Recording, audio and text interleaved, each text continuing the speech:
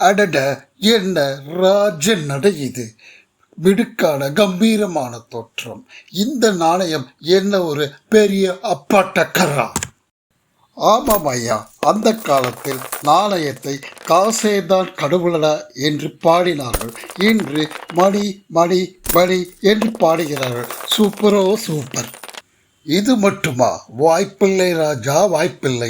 நாணயம் இல்லை என்றால் வாய்ப்பில்லை என்று உலக நாடுகள் நாணயத்தை சுற்றித்தான் பொருளாதார வளர்ச்சியை கணக்கிடுகின்றன.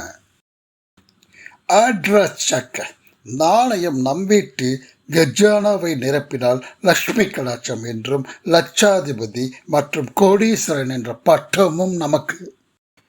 ஷபாஷ்! சரியான போட்டி. இந்த நாணயத்திற்கு போட்டியாக ஒருவர் இருக்கிறார்.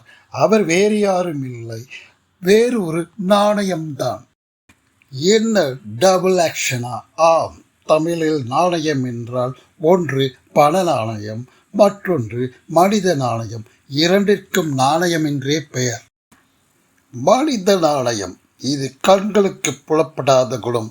அதற்கு நல்ல பண்புகள் மிகவும் நிறைந்துள்ளது. சிறப்போ சிறப்பு என்றால் நேர்மையாக நடப்பது, உண்மையாக நடப்பது மற்றும் சொன்ன சொல்லை காப்பாற்றி நம்பிக்கையாக நடப்பது. அப்படி போடு. அந்த காலத்தில் மனித நாணயம் கிரெடிட் ஒர்த்தி என்பது அவர்களின் வாக்கு மீது இருந்தது. இன்றோ அது சிவில் ரேட்டிங் என்று மாறிவிட்டது. ஐயா, பெற்ற கடனை குறித்த நேரத்தில் திருப்பி செலுத்தி முடித்து வைப்பதும் ஒரு சிறந்த மனித நாணயமாகும். என்னத்த சொல்ல, பண நாணயம் வருவதும் போவதும் நமக்கே தெரியாது. சிறப்பு, மிக சிறப்பு என்ன என்றால் மனித நாணயம் மனதில் உருவாகி அது அழியாமல் நிலையாக இருக்கும்.